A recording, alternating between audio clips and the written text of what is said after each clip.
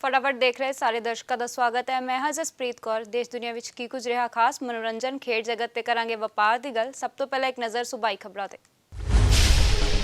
मुख मंत्री ने दलित भाईचारे दे लई वड्डा ऐलान कर दिया कहा कि भाईचारे दे लई डॉक्टर अंबेडकर ट्रेनिंग सेंटर बनाए जाएंगे। उन्होंने कहा कि सरकारी नौकरी च ऐसी भर्ती ते जोर रहेगा ते फंड दा 30% ऐसी स्कीमां ते खर्च किया जाएगा। सुखबीर बादल ने जलंधर दे विच डॉक्टर भीमराव अंबेडकर नूं श्रद्धांजलि दी। इस मौके वड्डा ऐलान करदे उन्होंने कहा कि अकाली दल की सरकार बनन ते दलित भाईचारे दे विच उप मुख्यमंत्री चुनणगे। डॉक्टर भीमराव अंबेडकर की 130वीं जयंती के मौके हरसिमरत बादल के वलों श्रद्धांजलि भेंट की गई। इस मौके उन्होंने कहा कि बाबा साहिब दी प्रेरणावां तो सेध लैण दी लोड़ है ते बाबा साहिब दे महान कार्ज भारतीयां नूं प्रेरित करते रहणगे। बाबा साहब डॉक्टर भीमराव अंबेडकर के 130वें जन्मदिन मौके अमृतसर च श्रोमणी अकाली दल के सीनियर आगू गुलजार सिंह रणीके ते अकाली वर्करां दे वल्लों बाबा साहब की प्रतिभा ते श्रद्धा के फुल भेंट किए गए। इस मौके उन्होंने कहा कि समूचे समाज नूं बाबा साहिब दी प्रेरणावां तो सेध लैण दी लोड़ है। उधर दूजे पासे कैबिनेट मंत्री ओम प्रकाश सोनी वल्लों भी डॉक्टर भीमराव अंबेडकर नूं श्रद्धांजलि दी गई। बाबा साहिब अंबेडकर जी की 130वीं जयंती मौके ਵੱਖ-ਵੱਖ ਥਾਵਾਂ ਤੇ समागम करवाए गए। इस मौके ਵੱਖ-ਵੱਖ आगुआं ने बाबा साहब नूं श्रद्धा के फुल भेंट किए ते बाबा साहब के योगदान नूं याद किया। खेती कानूनों खिलाफ किसानों की जंग जारी है ते इसे दे चलदे किसानों ने डॉक्टर भीमराव अंबेडकर जी की जयंती मौके संविधान बचाओ दिवस मनाया। किसानों ने दिल्ली दी सरहदां ते बाबा साहब नूं श्रद्धांजलि दी ते संविधान बचाओ दे लई एकजुटता की अपील की। फर्जी एजेंट के चक्कर दे विच धोखाधड़ी के मामले दे विच हुण दुबई दे विच फसी लड़की घर वापस आ गई है। यह लड़की काम की भाल दे विच दुबई गई हुई सी। इसकी घर वापसी समाज सेवी संस्था की मदद दे नाल हुई है ते भगवंत मान ने भी इस संस्था की मदद की सी। खबर दीनानगर तो है जिथे आंगनवाड़ी वर्करां ने प्रदर्शन किया। इस दौरान उन्होंने कैबिनेट मंत्री अरुणा चौधरी के घर बाहर धरना भी दिता। प्रदर्शनकारियों ने पंजाब सरकार ते वादे ना पूरे करने के इल्जाम लगाए ने। उन्होंने कहा कि कांग्रेस ने सत्ता विच आउण तो पहला वड्डे वादे किए सन पर सरकार बनने के बाद सारे वादे सरकार भुल गई है। किसान जथेबंदियां वालों इकट्ठे होकर मार्केट कमेटी दफ्तर जीरा के अगे प्रदर्शन किया गया। इस मौके गलबात करदे किसान आगुआ ने कहा कि पिछले कई दिनों तो किसान फसल की खरीद ना होने के चलदे मंडियां दे विच रुलण नूं मजबूर ने। उन्होंने कहा कि खरीद एजेंसियों के इंस्पैक्टरों के वलों आड़तियां नूं बारदाना देने मौके पक्षपात किया जा रहा है, जिस दे चलदे किसानों की फसल की खरीद नहीं हो रही है। जबकि इस संबंधी मार्केट कमेटी के सकत्तर ने कहा कि वह इस मामले की जांच करेंगे तो दोषियों के खिलाफ सख्त कार्रवाई की जाएगी। ईटीटी टैट पास बेरोजगार अध्यापक कई दिनों तो लगातार अपनी मंगां नूं लैके सिक्ख्या मंत्री विजेंद्र सिंगला की रिहाइश का घेराव करने च लगे हुए हैं, पर उन्होंने पुलिस के तशद्दद का शिकार होना पै रहा है। उत्थे पिछले कई दिनों तो BSNL के टावर से चढ़े 2 अध्यापकों की सेहत खराब हो चुकी है। उत्थे ही कई सियासी पार्टियां के आगू भी इन्हां अध्यापकों नूं मिलण दे लई पहुंच रहे हैं। श्रोमणी अकाली दल के आगू सुरजीत सिंह रखड़ा भी इन्हां अध्यापकों नूं मिलण लई पहुंचे, जिथे उन्हां सूबा सरकार के अध्यापकों प्रति रवैये की आलोचना की है। बैंक च चोरी मामले दे विच वड्डी कार्रवाई करदे होए चंडीगढ़ की क्राइम ब्रांच ने मुलजम नूं काबू कर लिया।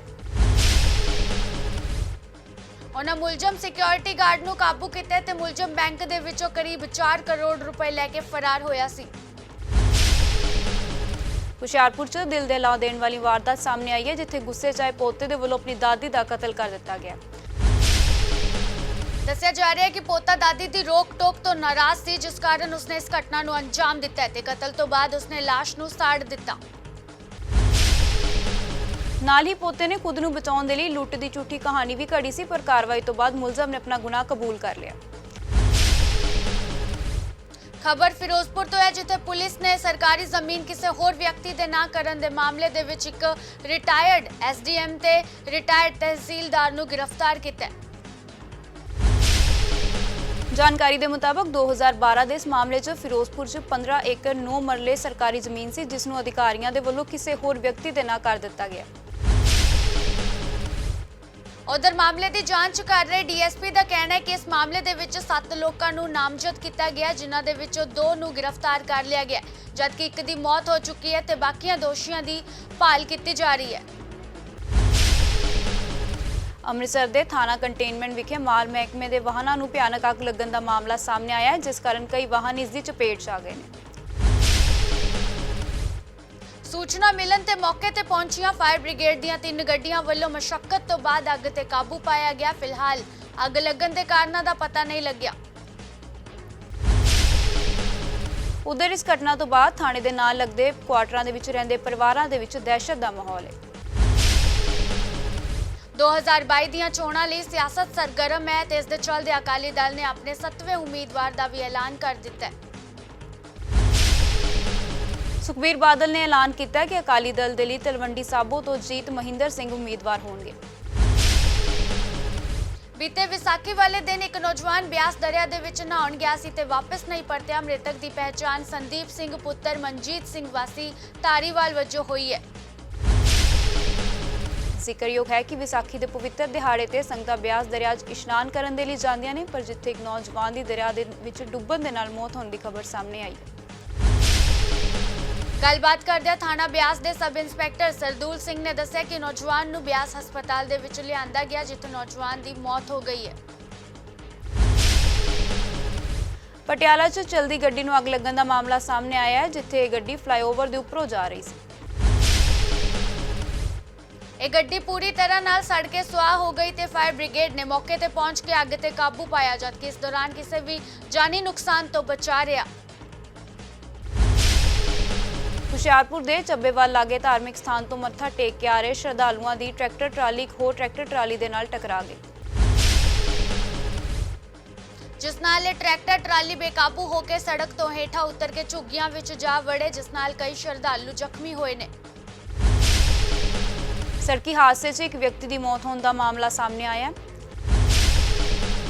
ਦੱਸਿਆ ਜਾਂਦਾ ਹੈ ਕਿ ਰਾਜਿੰਦਰ ਸਿੰਘ ਵਾਸੀ ਕਾਦੀਆਂ ਗੱਡੀ ਤੇ ਅੰਮ੍ਰਿਤਸਰ ਤੋਂ ਅਜਨਾਲਾ ਜਾ ਰਿਹਾ ਸੀ। ਇਸ ਦੌਰਾਨ ਗੱਡੀ ਬੇਕਾਬੂ ਹੋਣ ਦੇ ਚਲਦਿਆਂ ਸੜਕ ਦੇ ਨਾਲ ਡੂੰਘੇ ਖੱਡ 'ਚ ਜਾ ਡਿੱਗੀ ਤੇ ਚਾਲਕ ਦੀ ਮੌਤ ਹੋ ਗਈ। ਪੁਲਿਸ ਅਧਿਕਾਰੀ ਨੇ ਦੱਸਿਆ ਕਿ ਗੱਡੀ ਦਾ ਸੰਤੁਲਨ ਵਿਗੜਨ ਕਰਕੇ ਗੱਡੀ ਡੂੰਘੇ ਖੱਡੇ ਵਿੱਚ ਜਾ ਡਿੱਗੀ, ਜਦਕਿ ਮਾਮਲੇ ਦੀ ਜਾਂਚ ਕੀਤੀ ਜਾ ਰਹੀ ਹੈ। ਹੁਣ ਇੱਕ ਨਜ਼ਰ ਰਾਸ਼ਟਰੀ ਖਬਰਾਂ ਤੇ। ਜੰਮੂ ਕਸ਼ਮੀਰ ਦੇ ਕੁਲਗਾਮ ਜ਼ਿਲ੍ਹੇ 'ਚ ਸੁਰੱਖਿਆ ਬਲਾਂ ਨੇ ਇੱਕ ਮੁਹਿੰਮ ਦੇ ਦੌਰਾਨ 2 ਅੱਤਵਾਦੀਆਂ ਸਮੇਤ 3 ਲੋਕਾਂ ਨੂੰ ਗ੍ਰਿਫਤਾਰ ਕੀਤਾ ਹੈ। ਅੱਤਵਾਦੀਆਂ ਦੀਆਂ ਗਤੀਵਿਧੀਆਂ ਬਾਰੇ ਖੁਫੀਆ ਜਾਣਕਾਰੀ ਦੇ ਆਧਾਰ ਤੇ ਪੁਲਿਸ ਅਤੇ ਫੌਜ ਦੇ ਜਵਾਨਾਂ ਨੇ ਸੰਯੁਕਤ ਰੂਪ ਨਾਲ ਕੁਲਗਾਮ ਜ਼ਿਲ੍ਹੇ ਦੇ ਬੋਗੁੰਡ ਦੇ ਵਿੱਚ ਇੱਕ ਜਾਂਚ ਚੌਂਕੀ ਸਥਾਪਿਤ ਕੀਤੀ ਹੈ। ਜਾਂਚ ਦੌਰਾਨ ਇੱਕ ਵਾਹਨ ਤੋਂ ਇੱਕ ਅੱਤਵਾਦੀ ਅਤੇ ਉਸ ਦੇ 3 ਸਾਥੀਆਂ ਸਮੇਤ 4 ਲੋਕਾਂ ਨੂੰ ਗ੍ਰਿਫਤਾਰ ਕੀਤਾ ਗਿਆ। ਮਾਲਦੀਵ ਦੇ ਵਿਦੇਸ਼ ਮਾਮਲਿਆਂ ਦੇ ਮੰਤਰੀ ਅਬਦੁੱਲਾ ਸ਼ਾਹਿਦ 15 ਤੋਂ 16 ਅਪ੍ਰੈਲ ਨੂੰ ਕਾਰਜਕਾਰੀ ਦੌਰੇ ਤੇ ਭਾਰਤ ਆਉਣਗੇ। ਡਾਕਟਰ ਐਸ ਜੈ ਸ਼ੰਕਰ ਨੂੰ 16 ਅਪ੍ਰੈਲ ਨੂੰ ਆਪਸੀ ਹਿੱਤ ਦੇ ਦੁਵੱਲੇ ਖੇਤਰੀ ਤੇ ਅੰਤਰਰਾਸ਼ਟਰੀ ਮੁੱਦਿਆਂ ਤੇ ਵਿਚਾਰ ਵਟਾਂਦਰੇ ਦੇ ਲਈ ਮਿਲਣਗੇ। ਪੰਜਾਬ ਵਾਲੇ ਪਾਸੇ ਆਉਣ ਵਾਲਿਆਂ ਲਈ ਹਿਮਾਚਲ ਪ੍ਰਦੇਸ਼ ਦੇ ਬਾਰਡਰ ਸੀਲ ਕਰ ਦਿੱਤੇ ਗਏ ਨੇ। ਕੋਰੋਨਾ ਦੇ ਵੱਧਦੇ ਮਾਮਲਿਆਂ ਨੂੰ ਵੇਖਦਿਆਂ ਹਿਮਾਚਲ ਸਰਕਾਰ ਨੇ ਸਖਤ ਫੈਸਲਾ ਲਿਆ। ਸੂਬੇ 'ਚ ਦਾਖਲ ਹੋਣ ਦੇ ਲਈ ਹੁਣ ਕੋਰੋਨਾ ਨੈਗੇਟਿਵ ਰਿਪੋਰਟ ਜ਼ਰੂਰੀ ਕਰ ਦਿੱਤੀ ਗਈ ਹੈ। ਇਸ ਸਬੰਧ ਦੇ ਵਿੱਚ ਸੂਬੇ ਦੇ ਸੀਐਮਓ ਵੱਲੋਂ ਹਦਾਇਤਾਂ ਜਾਰੀ ਕੀਤੀਆਂ ਗਈਆਂ ਨੇ। ਗੁਆਂਢੀ ਸੂਬੇ ਪੰਜਾਬ ਦੇ ਕੋਰੋਨਾ ਨਾਲ ਬੁਰੀ ਤਰ੍ਹਾਂ ਪ੍ਰਭਾਵਿਤ ਹੋਣ ਕਾਰਨ ਸੂਬੇ ਦੇ ਵਿੱਚ ਪਰੇਸ਼ਾਨੀਆਂ ਵੱਧ ਗਈਆਂ ਨੇ। ਹਿਮਾਚਲ ਪ੍ਰਦੇਸ਼ ਸਰਕਾਰ ਪਹਿਲਾਂ ਹੀ 21 ਅਪ੍ਰੈਲ ਤੱਕ ਸਾਰੇ ਵਿਦਿਅਕ ਅਦਾਰਿਆਂ ਨੂੰ ਬੰਦ ਕਰ ਚੁੱਕੀ ਹੈ। ਹੁਣ ਇੱਕ ਨਜ਼ਰ ਪਾ ਲੈਂਦੇ ਹਾਂ ਅੰਤਰਰਾਸ਼ਟਰੀ ਖਬਰਾਂ ਤੇ। ਸਕਾਟਲੈਂਡ ਦੀ ਸਰਕਾਰ ਨੇ ਕੋਰੋਨਾ ਵਾਇਰਸ ਤਾਲਾਬੰਦੀ ਦੀਆਂ ਪਾਬੰਦੀਆਂ ਦੇ ਵਿੱਚ ਪੜਾਅਵਾਰ ਢਿੱਲ ਦੇ ਦਿੱਤੀ ਹੈ। ਇਸੇ ਢਿੱਲ ਦੀ ਲੜੀ ਦੇ ਤਹਿਤ ਨਿਕੋਲਾ ਸਟਰਜਨ ਅਨੁਸਾਰ ਸਰਕਾਰ 2 ਹਫ਼ਤਿਆਂ ਦੇ ਅੰਦਰ ਇੰਗਲੈਂਡ ਤੇ ਵੇਲਜ਼ ਲਈ ਯਾਤਰਾ ਪਾਬੰਦੀਆਂ ਹਟਾਉਣ ਦੀ ਇੱਛਾ ਰੱਖਦੀ ਹੈ। ਰਾਸ਼ਟਰਪਤੀ ਜੋ ਬਾਈਡਨ ਨੇ ਕ੍ਰਿਸਟੀਨ ਵਰਮੂਥ ਨੂੰ ਸੈਨਾ ਸਕੱਤਰ ਦੇ ਵਜੋਂ ਸੇਵਾਵਾਂ ਦੇਣ ਦੇ ਲਈ ਨਾਮਜ਼ਦ ਕੀਤਾ, ਜੋ ਇਸ ਅਹੁਦੇ ਤੇ ਸੇਵਾ ਨਿਭਾਉਣ ਵਾਲੀ ਪਹਿਲੀ ਔਰਤ ਹੋਵੇਗੀ। ਵਰਮੂਦ ਦਾ ਨਾਮ ਵਾਈਟ ਹਾਊਸ ਵੱਲੋਂ ਐਲਾਨਿਆ ਨਾਮਜ਼ਦਗੀ ਦੀ ਸੂਚੀ ਵਿੱਚ ਸ਼ਾਮਿਲ ਸੀ। ਅਮਰੀਕਾ ਦੀ ਮਾਡਲ ਤੇ ਅਦਾਕਾਰਾ ਸ਼ਾਂਟੇਲ ਗਿਆਕੇਲੋਨ ਦਾ ਪੀਨਟ ਬਟਰ ਬਿਸਕਿਟ ਖਾਣ ਦੇ ਨਾਲ ਬ੍ਰੇਨ ਡੈਮੇਜ ਹੋ ਗਿਆ।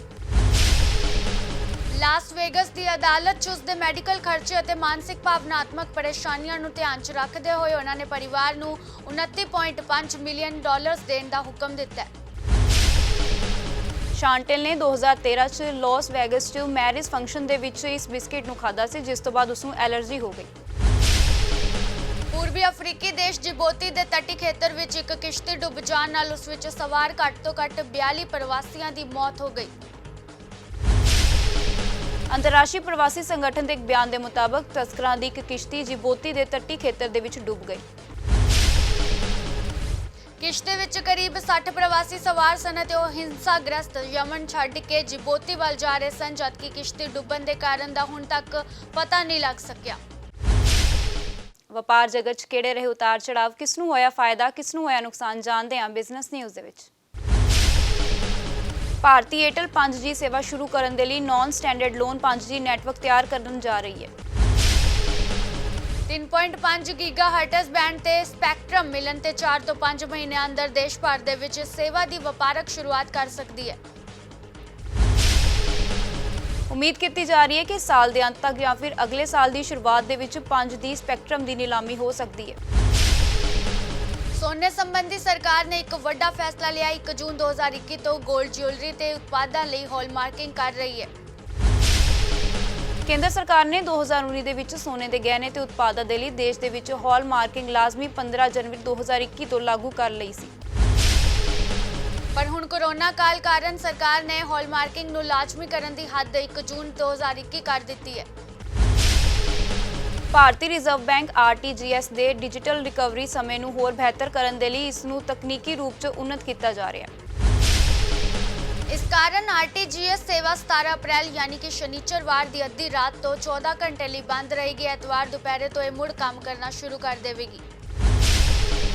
ਦਿੱਗਜ ਸਰਕਾਰੀ ਤੇ ਨਿੱਜੀ ਬੈਂਕਾਂ ਦੇ ਸੀਨੀਅਰ ਸਿਟੀਜ਼ਨਸ ਦੇ ਲਈ ਵਿਸ਼ੇਸ਼ FC ਸਕੀਮ 30 ਜੂਨ 2021 ਤੱਕ ਵਧਾ ਦਿੱਤੀ ਹੈ। ਹੁਣ ਬੈਂਕ FD ਵਿੱਚ ਲੰਬੇ ਸਮੇਂ ਨਿਵੇਸ਼ ਕਰਨ ਵਾਲੇ ਸੀਨੀਅਰ ਸਿਟੀਜ਼ਨਸ 30 ਜੂਨ 2021 ਤੱਕ ਵਿਸ਼ੇਸ਼ ਸਕੀਮ ਦਾ ਫਾਇਦਾ ਉਠਾ ਸਕਦੇ ਨੇ। ਹੁਣ ਇੱਕ ਨਜ਼ਰ ਬਾਲੀਵੁੱਡ ਗੱਪਸ਼ਪ ਦੇ ਵੱਲ। ਹਾਲ ਹੀ 'ਚ Afsana Khan social media account ਤੇ ਕੁਝ ਤਸਵੀਰਾਂ ਸਾਂਝੀਆਂ ਕੀਤੀਆਂ, ਜਿਸ 'ਚੋਂ ਵੱਖਰੇ ਅੰਦਾਜ਼ ਦੇ ਵਿੱਚ ਪੋਜ਼ ਦਿੰਦੀ ਹੋਈ ਨਜ਼ਰ ਆ ਰਹੀ ਹੈ। ਬਾਲੀਵੁੱਡ ਦੇ ਮਸ਼ਹੂਰ ਅਦਾਕਾਰ ਆਸ਼ੂਤੋਸ਼ ਰਾਣਾ ਵੀ ਹੁਣ ਕੋਰੋਨਾ ਵਾਇਰਸ ਦੀ ਚਪੇਟ ਦੇ ਵਿੱਚ ਆ ਗਏ ਨੇ।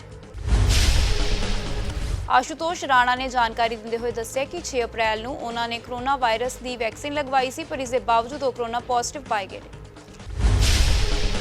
ਸਾਊਥ ਸੁਪਰਸਟਾਰ ਪ੍ਰਭਾਸ ਨੇ ਫਿਲਮ ਰਾਧੇ ਸ਼ਾਮ ਦਾ ਇੱਕ ਪੋਸਟਰ ਸਾਂਝਾ ਕੀਤਾ, ਜਿਸ ਵਿੱਚ ਪ੍ਰਭਾਸ ਦਾ ਰੈਟਰੋ ਲੁੱਕ ਦਰਸ਼ਕਾਂ ਨੂੰ ਬੇहद ਪਸੰਦ ਆ ਰਿਹਾ ਹੈ। ਪ੍ਰਭਾਸ ਦੇ ਦੁਆਰਾ ਸਾਂਝੇ ਕੀਤੇ ਗਏ ਪੋਸਟਰ ਨੂੰ ਹੁਣ ਤੱਕ 7 ਲੱਖ ਤੋਂ ਵੱਧ ਲਾਈਕ ਮਿਲ ਚੁੱਕੇ ਨੇ ਤੇ ਕਮੈਂਟਸ ਰਾਹੀਂ ਪ੍ਰਸ਼ੰਸਕ ਉਹਨਾਂ ਦੀ ਲੁੱਕ ਤੇ ਵੀ ਰੱਜ ਕੇ ਤਾਰੀਫ ਕਰ ਰਹੇ ਨੇ। ਦੱਸ ਦਈਏ ਕਿ ਪ੍ਰਭਾਸ ਤੇ ਪੂਜਾ ਹੈਗੜੇ ਦੀ ਇਹ ਫਿਲਮ ਇਸੇ ਸਾਲ 30 ਜੁਲਾਈ ਨੂੰ ਸਿਨੇਮਾ ਘਰਾਂ ਦੇ ਵਿੱਚ ਰਿਲੀਜ਼ ਹੋਵੇਗੀ। ਇਸ ਤੋਂ ਇਲਾਵਾ ਪ੍ਰਭਾਸ ਆਪਣੀ ਇੱਕ ਹੋਰ ਫਿਲਮ ਆਦਿਪੁਰਸ਼ ਨੂੰ ਲੈ ਕੇ ਵੀ ਕਾਫੀ ਚਰਚਾ 'ਚ ਨੇ। ਇਸ 'ਚ ਉਹ ਭਗਵਾਨ ਰਾਮ ਦੇ ਕਿਰਦਾਰ ਦੇ ਵਿੱਚ ਨਜ਼ਰ ਆਉਣਗੇ। ਮਸ਼ਹੂਰ ਰੈਪਰ ਬਾਬਾ ਸਹਿਗਲ ਨੇ ਆਪਣੇ ਸੋਸ਼ਲ ਮੀਡੀਆ ਅਕਾਊਂਟ ਰਾਹੀਂ ਇਹ ਜਾਣਕਾਰੀ ਦਿੱਤੀ ਹੈ ਕਿ ਉਹਨਾਂ ਦੇ ਪਿਤਾ ਜਸਪਾਲ ਸਿੰਘ ਸਹਿਗਲ ਕੋਰੋਨਾ ਨਾਲ ਜ਼ਿੰਦਗੀ ਦੀ ਜੰਗ ਹਾਰ ਗਏ ਨੇ। ਬਾਲੀਵੁੱਡ ਅਦਾਕਾਰਾ ਕੰਗਨਾ ਰਣੌਤ ਨੇ ਟਵਿੱਟਰ ਤੇ ਨਵਰਾਤਰੀ ਦੇ ਸ਼ੁਭ ਮੌਕੇ ਤੇ ਤਸਵੀਰ ਸ਼ੇਅਰ ਕਰਕੇ ਪ੍ਰਸ਼ੰਸਕਾਂ ਨੂੰ ਸ਼ੁਭਕਾਮਨਾਵਾਂ ਦਿੱਤੀਆਂ ਨੇ। ਇਹਨਾਂ ਤਸਵੀਰਾਂ ਦੇ ਵਿੱਚ ਕੰਗਨਾ ਰਣੌਤ ਇੱਕ ਖੂਬਸੂਰਤ ਸਾੜੀ ਅਤੇ ਕੁਝ ਜੁਐਲਰੀ ਪਾ ਕੇ ਪੂਜਾ ਕਰਦੀ ਨਜ਼ਰ ਆ ਰਹੀ ਹੈ। ਹੁਣ ਰੁਕ ਕਰਦੇ ਹਾਂ ਖੇਡ ਦੇ ਮੈਦਾਨ ਵੱਲ। IPL 'ਚ 5 ਖਿਡਾਰੀ ਅਜਿਹੇ ਨੇ ਜੋ ਟੀਮ ਇੰਡੀਆ ਦੇ ਵਿੱਚ ਆਪਣੀ ਥਾਂ ਬਣਾ ਸਕਦੇ ਨੇ ਤੇ ਛੇਤੀ ਹੀ ਉਹਨਾਂ ਨੂੰ ਮੌਕਾ ਵੀ ਮਿਲ ਸਕਦਾ ਹੈ। ਇਹਨਾਂ ਖਿਡਾਰੀਆਂ ਦੇ ਵਿੱਚ ਹਰਸ਼ਲ ਪਟੇਲ, ਚੇਤਨ ਸਕਾਰੀਆ, ਦੀਪਕ ਹੁੱਡਾ, ਆਵੇਸ਼ ਖਾਨ ਤੇ ਅਰਸ਼ਦੀਪ ਸਿੰਘ ਸ਼ਾਮਿਲ ਨੇ। ਇਹਨਾਂ ਖਿਡਾਰੀਆਂ 'ਚੋਂ 2 ਖਿਡਾਰੀ ਕਿੰਗਜ਼ 11 ਪੰਜਾਬ ਵੱਲੋਂ ਖੇਡ ਰਹੇ ਨੇ, ਜਦਕਿ ਬਾਕੀ ਖਿਡਾਰੀ ਸਾਰੀਆਂ ਵੱਖੋ-ਵੱਖਰੀਆਂ ਟੀਮਾਂ ਦੇ ਵਿੱਚ ਨੇ। ਇਹ ਸਾਰੇ ਹੀ ਖਿਡਾਰੀ IPL ਦੇ ਵਿੱਚ ਬਹੁਤ ਵਧੀਆ ਪ੍ਰਦਰਸ਼ਨ ਕਰ ਰਹੇ ਨੇ, ਜਿਸ ਕਾਰਨ ਇਹਨਾਂ ਨੂੰ ਦੇਸ਼ ਦੀ ਅੰਤਰਰਾਸ਼ਟਰੀ ਟੀਮ ਦਾ ਹਿੱਸਾ ਬਣਨ ਦਾ ਮੌਕਾ ਮਿਲ ਸਕਦਾ ਹੈ। ਬੇਨ ਸਟੋਕਸ ਨੂੰ ਪੰਜਾਬ ਕਿੰਗਜ਼ ਦੇ ਖਿਲਾਫ ਖੇਡੇ ਗਏ ਮੈਚ ਦੇ ਦੌਰਾਨ ਸੱਟ ਲੱਗ ਗਈ, ਜਿਸ ਤੋਂ ਬਾਅਦ ਉਹ IPL ਤੋਂ ਬਾਹਰ ਹੋ ਗਏ। ਬੈਨ ਸਟੋਕਸ ਨੇ ਜਦੋਂ ਕ੍ਰਿਸ ਗੇਲ ਦਾ ਕੈਚ ਫੜਿਆ ਤਾਂ ਡਾਈਵ ਮਾਰਦੇ ਹੋਏ ਉਹਨਾਂ ਦੇ ਖੱਬੇ ਹੱਥ ਦੇ ਵਿੱਚ ਸੱਟ ਲੱਗ ਗਈ ਸੀ। ਹੁਣ ਸ਼ੱਕ ਹੈ ਕਿ ਸ਼ਾਇਦ ਉਹਨਾਂ ਦੇ ਹੱਥ ਦੀ ਹੱਡੀ ਟੁੱਟ ਗਈ ਹੈ। ਦੱਸ ਦਈਏ ਕਿ ਉਹ ਇੱਕ ਹਫ਼ਤੇ ਦੇ ਲਈ ਭਾਰਤ ਦੇ ਵਿੱਚ ਹੀ ਰਹਿਣਗੇ ਤੇ ਉਹਨਾਂ ਦੀ ਸੱਟ ਨੂੰ ਲੈ ਕੇ ECB ਤੇ ਰਾਇਲਸ ਵਿਚਾਲੇ ਗੱਲਬਾਤ ਸ਼ੁਰੂ ਹੋ ਚੁੱਕੀ ਹੈ। ਰਿਕਵਰੀ ਦੀ ਯੋਜਨਾ ਬਣਾਉਣ ਤੋਂ ਪਹਿਲਾਂ ਉਹਨਾਂ ਦਾ ਐਕਸ-ਰੇ ਕੀਤਾ ਜਾਵੇਗਾ। ਉਸ ਪਿੱਛੋਂ ਉਹਨਾਂ ਦੀ ਰਿਕਵਰੀ ਦਾ ਪ੍ਰੋਗਰਾਮ ਤੈਅ ਹੋਵੇਗਾ। ਪਾਕਿਸਤਾਨੀ ਕ੍ਰਿਕਟਰ ਸ਼ੋਇਬ ਮਲਿਕ ਨੇ ਆਪਣੀ ਪਤਨੀ ਸਾਨੀਆ ਮਿਰਜ਼ਾ ਨੂੰ ਵਿਆਹ ਦੀ ਵਰ੍ਹੇਗੰਢ ਦੇ ਇੱਕ ਦਿਨ ਬਾਅਦ ਵਿਸ਼ ਕੀਤੀ, ਜਿਸ ਦੇ ਚਲਦਿਆਂ ਮਲਿਕ ਨੇ ਸਾਨੀਆ ਦੇ ਕੋਲੋਂ ਮਾਫੀ ਵੀ ਮੰਗੀ ਹੈ। ਸਾਨੀਆ ਤੇ ਸ਼ੋਇਬ ਦੇ ਵਿਆਹ ਦੀ 11ਵੀਂ ਵਰ੍ਹੇਗੰਢ ਸੀ ਤੇ ਸ਼ੋਇਬ ਨੇ ਪੋਸਟ ਸ਼ੇਅਰ ਕਰਦੇ ਲਿਖਿਆ ਕਿ ਉਹਨਾਂ ਤੋਂ ਗਲਤੀ ਨਾਲ ਮਿਸਟੇਕ ਹੋ ਗਈ। ਉਹ ਹਮੇਸ਼ਾ ਵਾਂਗ ਇੱਕ ਦਿਨ ਦੇਰੀ ਨਾਲ ਵਿਸ਼ ਕਰ ਰਹੇ ਨੇ। ਫਟਾਫਟ ਸੋਚ ਬਸ ਇੰਨਾ ਹੀ। ਮੈਨੂੰ ਦਿਓ ਇਜਾਜ਼ਤ। ਧੰਨਵਾਦ।